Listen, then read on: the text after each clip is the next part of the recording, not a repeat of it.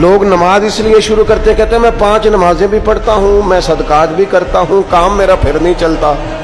تو میں کہتا ہوں تمہیں پتہ ہی نہیں، نمازی کے لیے تو آزمائش ہے. جتنا جتنا ایمان کامل اتنی اتنی آزمائش بھی زیادہ. اور یہ میں اپنے پاس سے نہیں کہہ رہا.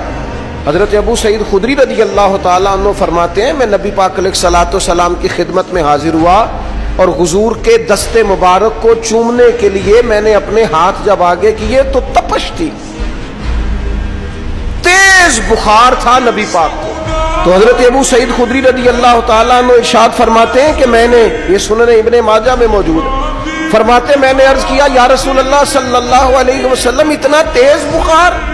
حضور فرمانے لگے ہم پر جو آزمائشیں آتی ہیں نا انبیاء پر، وہ عام لوگوں سے دگنا آتی ہے. یہ تو لاڈلے ہیں، یہ تو محبوب ہیں اللہ کے. فرمایا عام لوگوں سے دگنی آزمائش آتی ہے، لیکن فرمایا ہمارا رب بڑا کریم ہے، ہمیں اجر بھی ڈبل ہی عطا کرتا ہے، ہمیں اجر بھی ڈبل ہی عطا کرتا ہے. تو حضرت ابو سعید خدری کہتے ہیں موقع اچھا تھا، میں نے ایک سوال بھی کر دیا. میں نے کہا یا رسول اللہ صلی اللہ علیہ وسلم بتائیے نا بھلا دنیا میں زیادہ آزمائشیں کن کو آتی ہیں؟ تو حضور فرمانے لگے سب سے زیادہ آزمائشیں اللہ کے انبیاء کو آتی ہیں، نبیوں کو آتی ہیں. حضور اس کے بعد فرمایا اس کے بعد جو ان کے زیادہ قریب ہوتا ہے اسے آتی ہے. لوگ کیا سمجھیں گے امام حسن کی آزمائش کو؟ لوگ کیسے سمجھیں گے سیدنا امام حسین کی آزمائش کو؟ فرمایا جو ان کے زیادہ قریب ہوتا ہے اسے زیادہ آزمائش آتی ہے. تو حضور کے سب سے قریب تو امام حسن ہے نا، امام حسین ہے نا.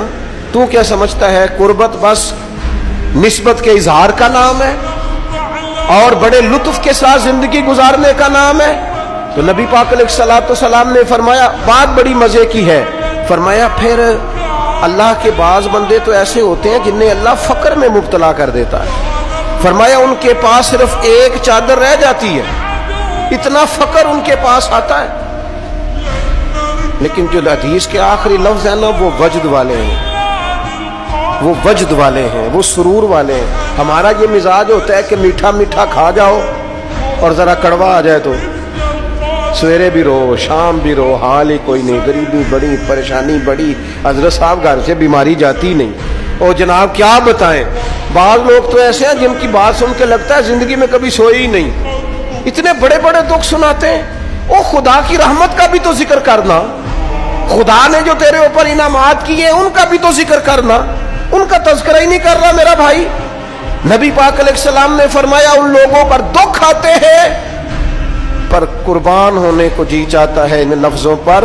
حضور فرمانے لگے وہ رب کی طرف سے آنے والے دکھ پر بھی اس طرح راضی ہوتے ہیں جس طرح تم میں سے کوئی راحت ملنے پر راضی ہوتا ہے. سکون والی چیز ملنے پر جس طرح تم راضی ہوتے ہو اس طرح وہ دکھوں پر بھی راضی ہوتے ہیں.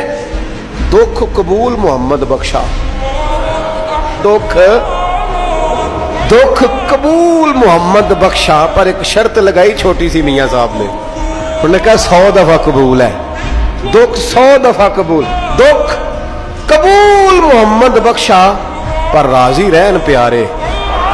یہ شرط یہ ہے کہ تو راضی رہ، تو راضی رہ، دکھ قبول محمد بخشا، راضی رہن پیارے. اور حضرت سلطان صاحب کہنے لگے ایسا کیتی ہے جان حوالے رب دے، ایسا عشق کمایا ہے اسی مرن تو پہلو ہی مر گیا، باہو تا مطلب نو پایا ہے.